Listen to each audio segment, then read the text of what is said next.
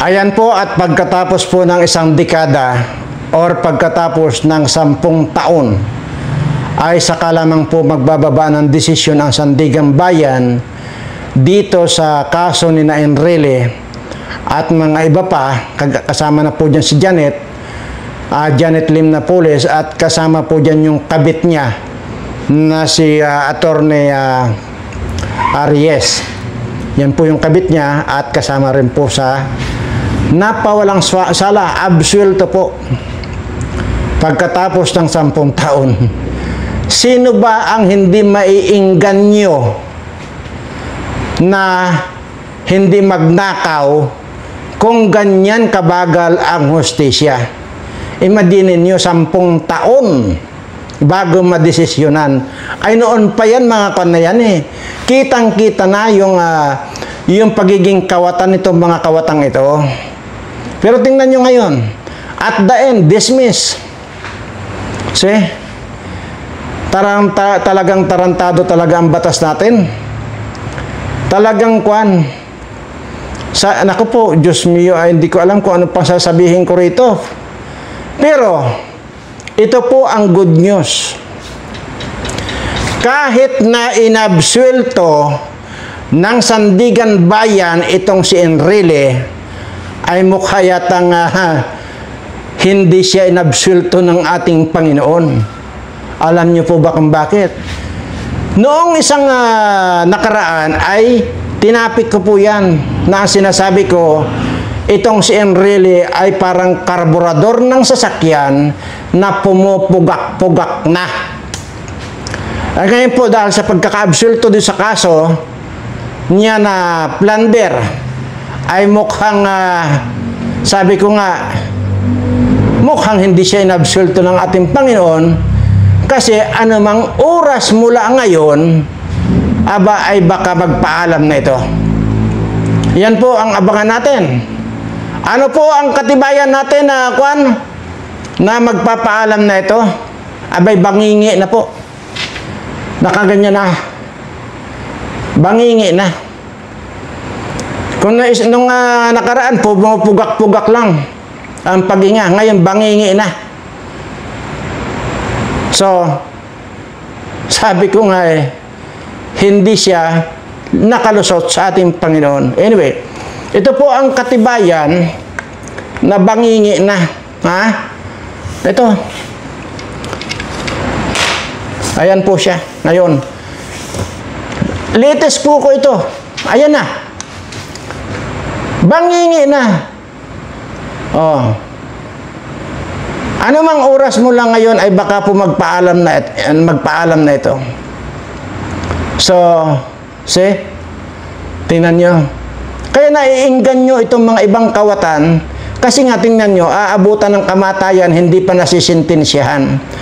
Kaya lang po siguro inabsulto na ito dahil talagang alam na po ng Sandigan Bayan na talagang magpapaalam na ito. At siguro, kinonsidera na lang ng Sandigan Bayan na para naman hindi mabigat yung pag-akyat niya doon sa impyerno, ay i-dismiss na natin yung kaso niya. Kaya dismiss po yung kaso niyang plunder sa Sandigan Bayan. Yun nga po yung sinasabi ko, na-dismiss man ang kaso sa Sandigan Bayan, sa ating Panginoon, guilty. Ayan na po. At bangingi na po, anumang oras po ito ay goodbye Philippines na po yan. Yan po. See? Talagang Kaya sinasabi ko rito sa mga itong batas natin dito, tingnan nyo, tarantado yung batas natin. Kaya dapat ito pagsasampigahin ang pagmumukha nitong mga nandyan na mga nagpapatupad ng batas na yan. Tingnan nyo. Isa pa. Imaginein mo. Proud na proud pa itong si John Vic Remulla na ipakita daw yung mga kulungan ng mga iskandalosong mga scam sa flood control project. Ang ganda pa ng pinagawa ng mga litsi na to.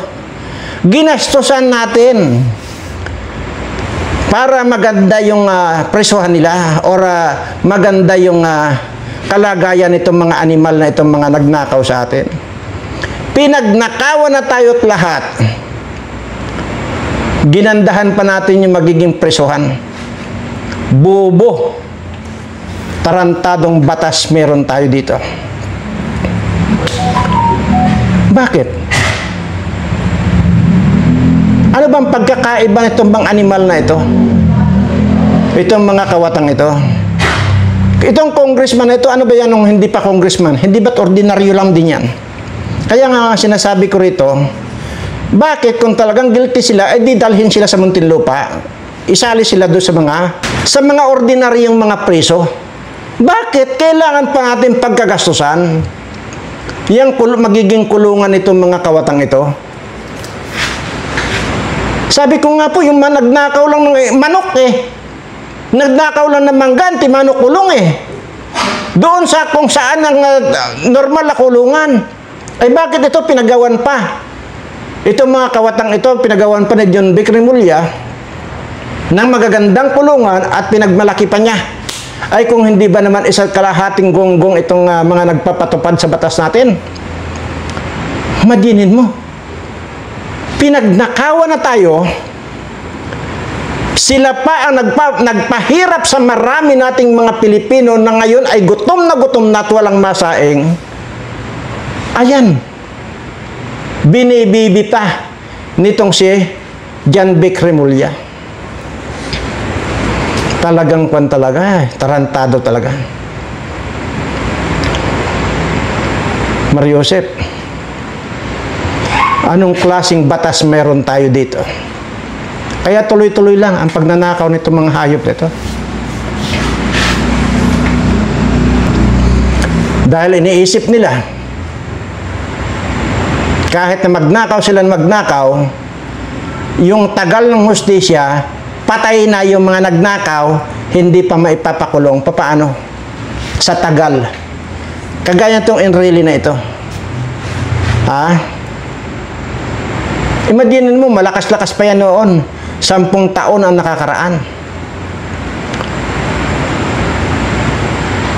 Imagine mo, ay kung yan ay talaga namang yan, kaya nga nakulong yan dati. Si Enrile, si Jinggoy, itong si Bong Revilla. Ay si Bong Revilla nga, pinapasauli yung 125 million naisauli na ba yon? Tapos ngayon, lumabas lang lahat ng mga naging tauhan ni Enrile, yung mga staff niya na nakipagsabwatan, yung bagman nito, dismiss ang kaso, absuelto, kasama si Enrile, kasama si Janet Lim Napoles, pero si Janet Lim Napoles magsasauli ng pera na 200 million plus. At saka sabi ko nga yung kanyang kabit na si Reyes. Yan yun.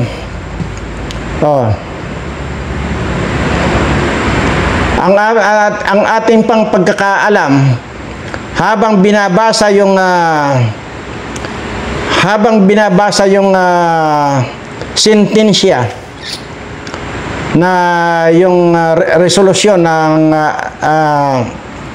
pag-aabsulto kay Enrile, nung sinabi ng judge ng Sandigan Bayan na walang pagkakasala, bigla na lang daw pumikit si Enrile. Hindi natin alam ngayon kasi hindi naman binabalita yan kagaya nung sinasabi kong pumupugak-pugak yan. Binalita ba yan ng mainstream media? Hindi. Wala talaga kayong kaalam-alam. Kaya lang natin nalalaman yan dahil sa feedback ng mga kakilala natin. Kaya baka yung pagpikit niya ay hindi natin alam na kung natuluyan na. Sa totoo lang na sinasabi ko nga, di ba? Walang naibabalita So ito ngayon, hindi ko alam kung ito ay patay na. Imaginin mo, ito pa ba? Itong itsurang ito? Ano ba ang pagkakaalam ninyo? Kayo na pa magkwan, umusga. Yan bang itsura nito ay tatagal pa ba ito? Oh, ayan. Hindi po ay ito. Galing po ito sa balita sa Channel 7. Ayan. So, ayan.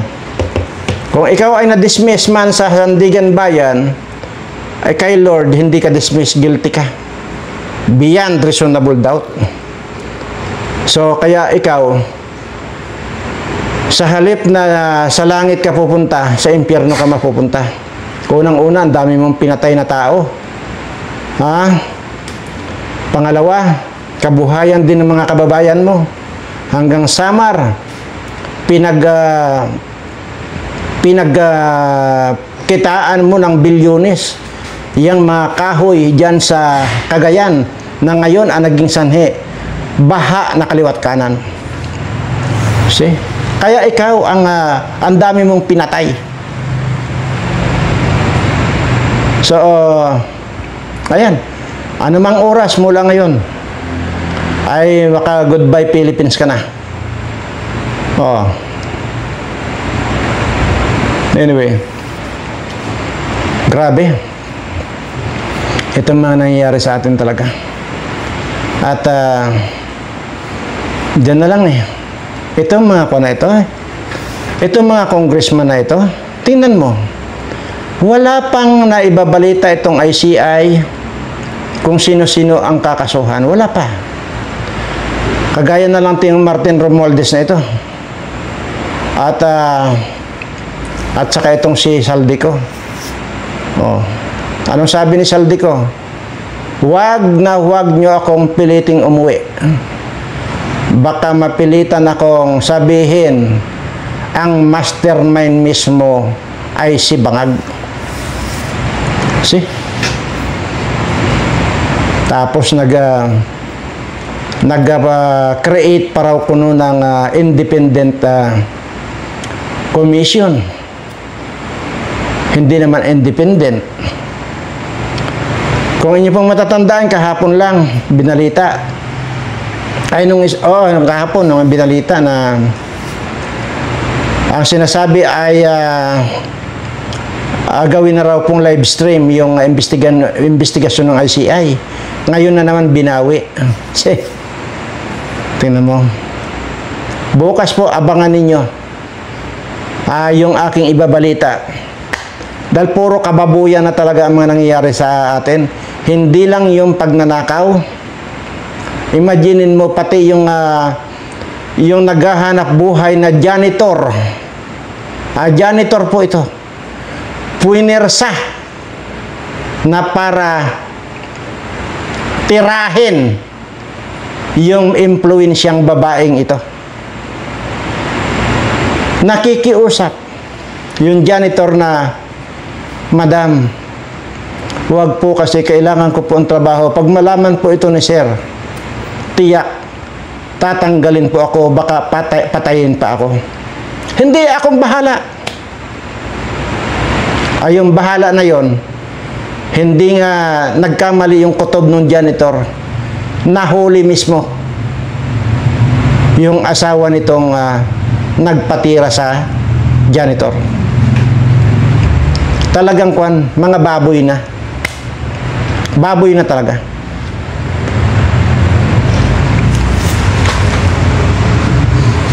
Nung isang araw, kinontent natin yung si Palengkirang Gaga, si Taratara, nagpatira din kay Bangag. Ngayon, iba yung nagpatira. Puinersa yung janitor para pinilit yung janitor. Kawawang janitor. Nakursunadahan ng Satanas. Ay, nako. Diyos mio. Ano bang ito?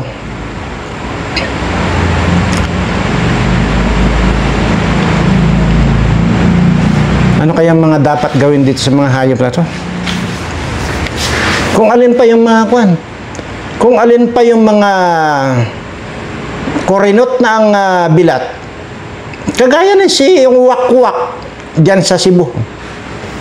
Para ng ampalaya na kurinot yung bilat, aba, minimintin pa yan yung 3 buwilit niya.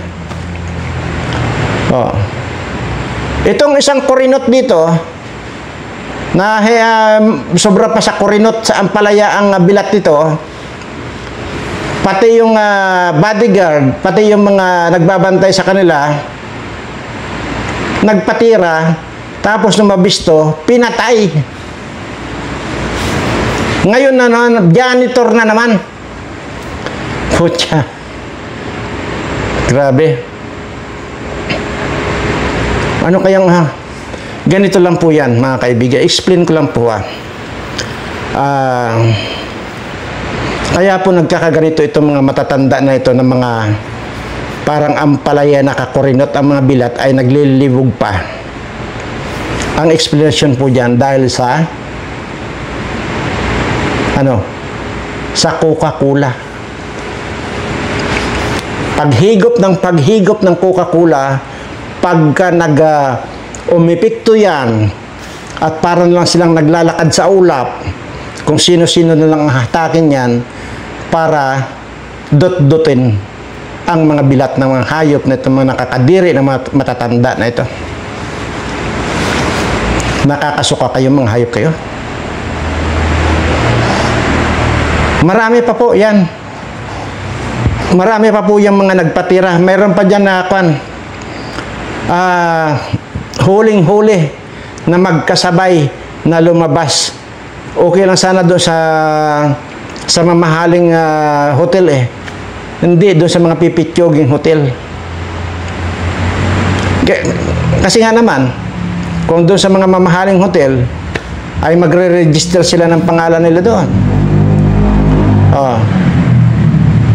Makikilala pati sila. Ay kung dito sa mga pipitsyogin na may mga kwan, may mga sorot-sorot pa, hindi na iintindihan niya ng mga bellboy. Kung sino man yun sila. Kaya, itong marami yan, balita ako, na hulihan din. Magkasabay lumabas sa isang pipitsyoging hotel. Pero ang tanda na nito, ang tanda na. Tingnan mo yan. Nagpatira doon sa wala ng bayag. Sino ba yung wala ng bayag? Di ba sinasabi dati ni President Duterte, nag-iisa na lang daw ang bayag niyan. Tapos na-content ko na binaril niya yung sarili niya ng bayag, di zero bayag na siya, wala na siyang bayag. Ngayon, nahuli na magkasama sila ni isang manyak na matanda. Ay sus, Mario Joseph. Kaya yun po, mga kaibigan, ang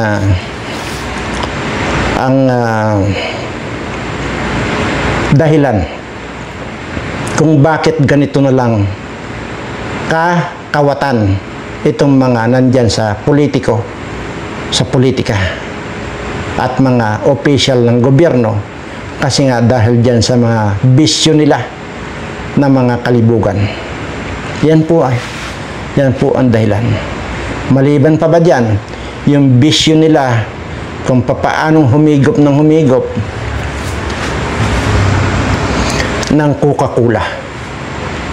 Yan po yan. Dahil kung hindi po yung mga bisyo nila, hindi naman po ganyan. Maniwala kayo sa akin. Dahil sa sobrang itong mga bisyo nila, na kailangan nila masuportahan ang mga bisyo nila, magnanakaw at magnanakaw yan. Tingnan mo yung, sabi ko nga, yung wak-wak ng Cebu. Katanda-tanda na, pero kung maglinibog, parang daig pa niya yung kambing. Kasi sa totoo lang, kung may mga malilibog na hayop, kambing ang malilibog. Kasing kalibog nitong wak-wak ng Cebu.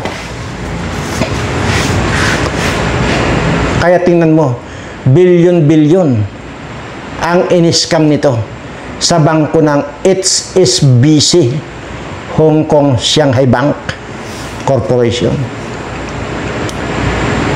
Kaya makukulong din po yan. Oh, sige. Balik tayo dito kay Juan. Balik tayo dito kay Enrile at Sandigan Bayan.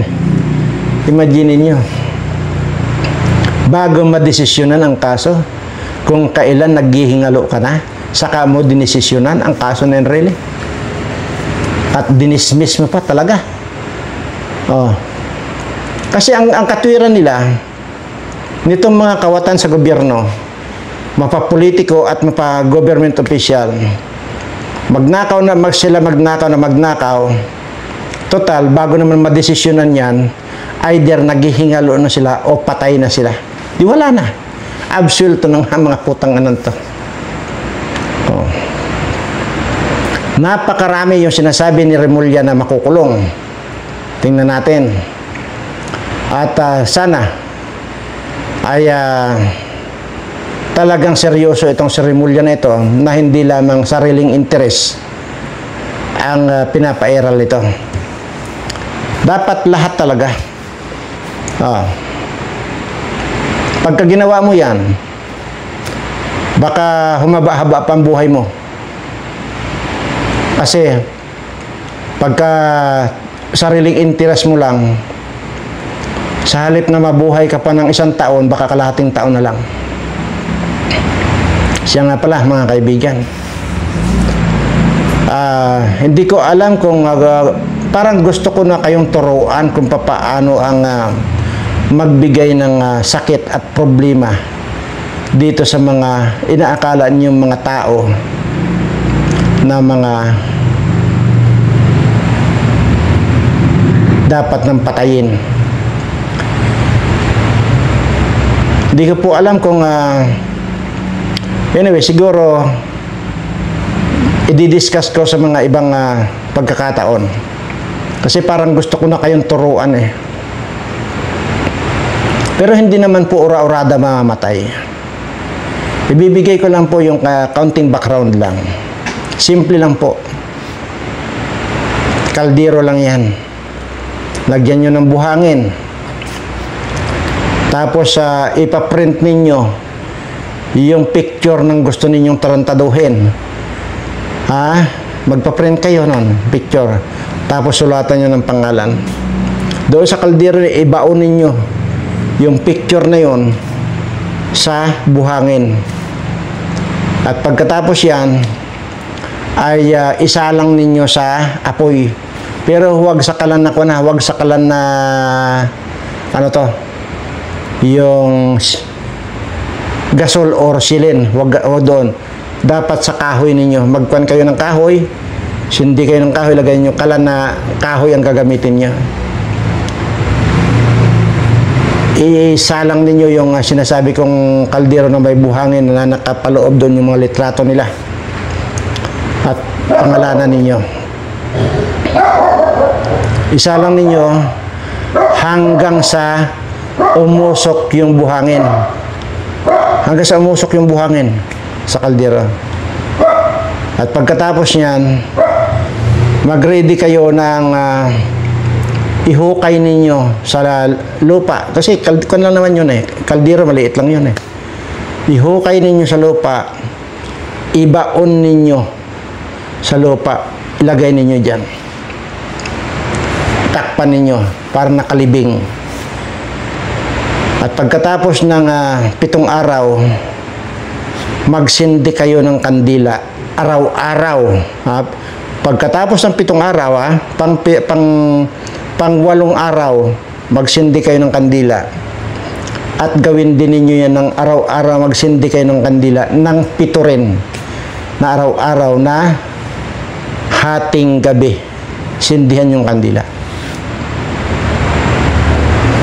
Makikita nyo ang resulta doon sa taong ginawa ninyo na maaaring magbago na ang may mga pagbabago na. Basta may makikita na kayo.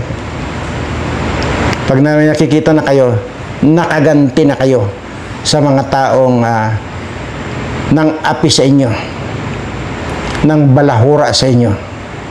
Pero take note take note. Huwag nyo pong gagawin ito ng yung tipong nagalit ka lang kasi hindi ka pinautang. Huwag niyong gawin yon. Nagalit ka lang dahil sa may hiningi kang pabor, hindi ka pinagbigyan, hindi tatalab yun.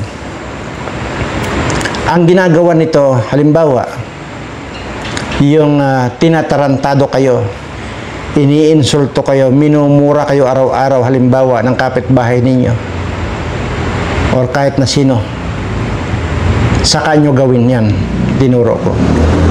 Kasi, pagka yun ay ginawa ninyo, pag yun ay tumalab, ibig sabihin, tama yung pagkakagawa ninyo. Pag hindi tumalab yun, yun na nga sinasabi ko kanina na huwag nyong gagawin kung kaya lang ninyo ginawa yun sa kanila dahil nga hindi kayo pinautang. Hindi po. So, ngayon kasi, yan yung mga yan yung mga, may mga ginawa na po ako yan. Katunayan, 2 na pong politiko ang namatay na. Ginawa ko po yan. Yung pong politiko na yun, grabe, kung makapagnakaw, wagas.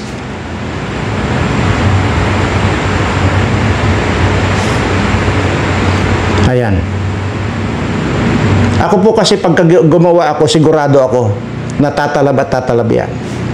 Kasi alam ko na deserve nila yung ganyan.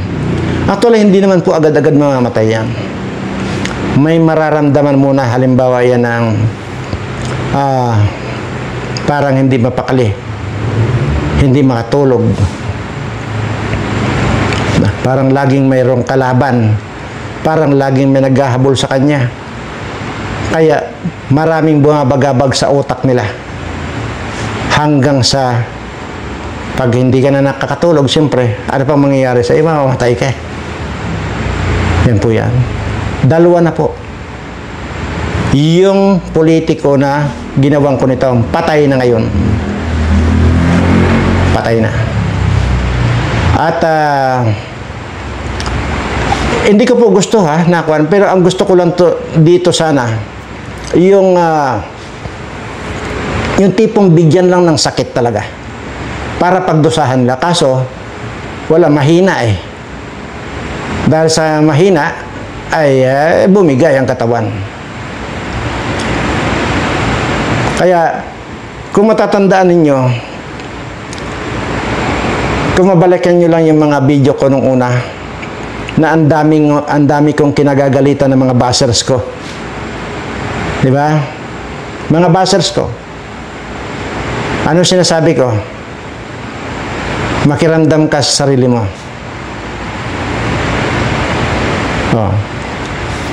Marami sa kanila, siguro mga 5, yung parang abnormal lang ngayon. 2 naman sa kanila yung patay na. Ibig sabihin, kung tumalab yun, tama yung ginawa ko. Ibig sabihin, talagang masama yung ginawa nila sa akin. Di ba, noon, nagpapaliwanag pa ako noon. Pero nung hindi na ako makatiis, sinabihan ko na lang, mula sa araw na ito, makiramdam ka. Sa katawan, pakiramdaman mo yung katawan mo. Ngayon ba may nambabas? Sige. Challenge niyo ako.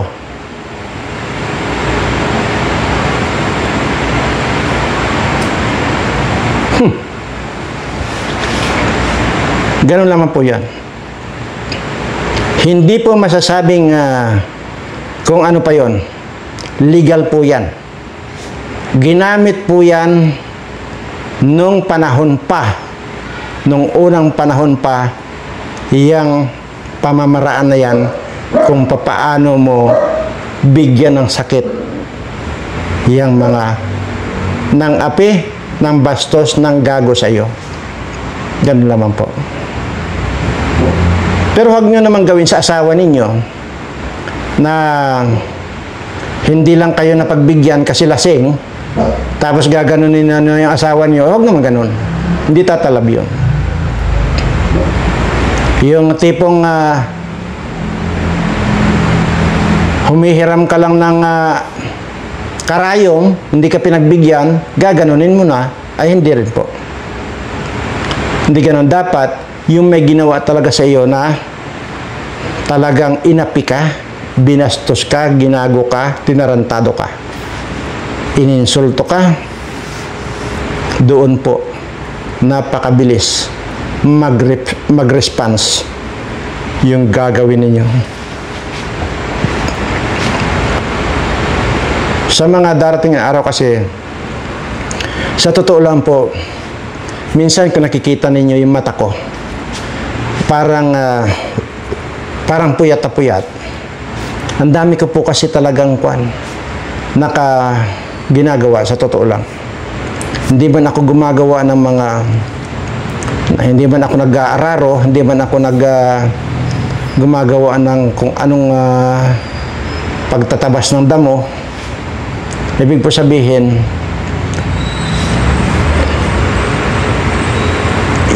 ibinibigay ko po yung oras ko, yung mga formulation, kasama itong mga team ko. Dahil nga po talagang bullshit na talaga ako. Kaya wala po akong time talaga na magtuturo sa inyo ng mga dapat yung gawin. Kung yun nga pong mga yung mga asa-asawa na kung gusto ninyong pabalikin, na hindi nyo matanggap yung kanilang panlalalaki at pangbababae, pwede nyo gawan. Pero iba po yun, hindi yung itinuro ko ngayon. Pwede po natin gawin yun. Kaya lang sabi ko nga po, wala tayong time Yung mga hindi pa nga nakukumpleto yung mga pagtuturo ko sa inyo ng mga yung mga dapat ninyong gawin or dapat lang ninyong kainin para humaba pa yung inyong buhay. Ayan. Si Enrile, madalang na yung tao ngayon na Pilipino na umaabot sa 101. 101 years old na po si Enrile. At last, baka bukas makalawayan ay Goodbye Philippines na yan. So hanggang 101 lang. Tingnan nyo yung itsura niya. Sabi ko, matagal ko na sinasabi rito, bangingi na. 101 years old pa lang yan. Tingnan nyo ang pagmumukhang ito. Kumpara nyo. Sa December, 177 years old ko na. Oh. Kaya talagang makikitaan nyo rin talaga ng parang talagang matandang-matanda na ako. Makikitaan nyo yan. Pero, ang ibig ko po sabihin, kung ikumpara ninyo ako kay Enrile na 101 years old lang yan, malayong malayo. Malalaman nyo naman talaga na talagang, dito lang, tingnan nyo, ang dami kong mga kulo-kulubot na rin.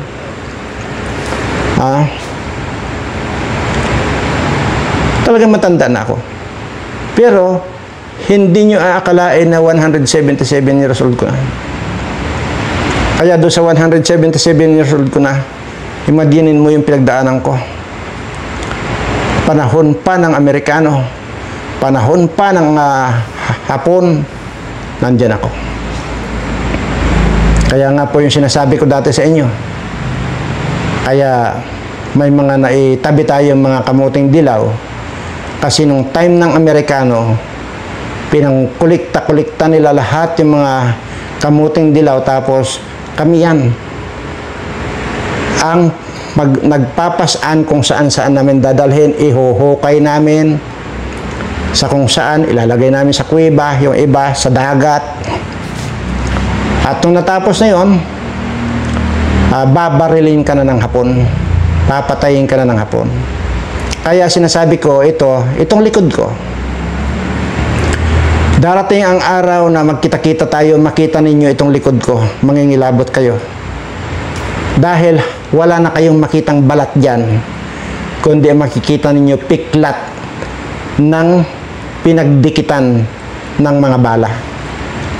Kasi yung time po na yon, pagkatapos mong itago o ilibing yung mga yung mga kamuting dilaw, gagawan lang nila yan ng mapa.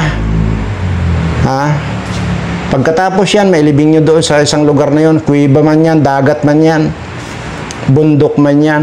Pagkatapos nun, babariling ka na. O, ako naman, sabi ko nga, dumidikit lang naman ang bala sa likod ko. Siyempre, natural, pag binaril ako, patay-patayan na ako. Kaya yung sinasabi ko, noong pagkatapos naman yan, dahil alam ko naman kung saan nakalibing lahat yan, yung iba, nilipat ko na ng lalagyanan. Kaya, siguradong aking na yun. Yung sinasabi ko naman doon sa mga treasure hunter, pag kayo ay makakita ng puno ng kawayan, ng triangle, 1, 2, 3, triangle po yan. Pero malaki po ang pag-agwat niyan. Nandyan po sa gitna na yan, may mga nakabaon po yan. Yung po mga ganun, hindi ko na po inilipat yun dahil nga, sabi ko nga po, sobra-sobra na po itong mga inilipat ko. Pero, correction po, wala po akong sinabing kung ano dito. Ang sinasabi ko po rito, kamuting dilaw. Wala po akong sinasabing kung ano pa. Anyway, sa mga ibang pagkakataon,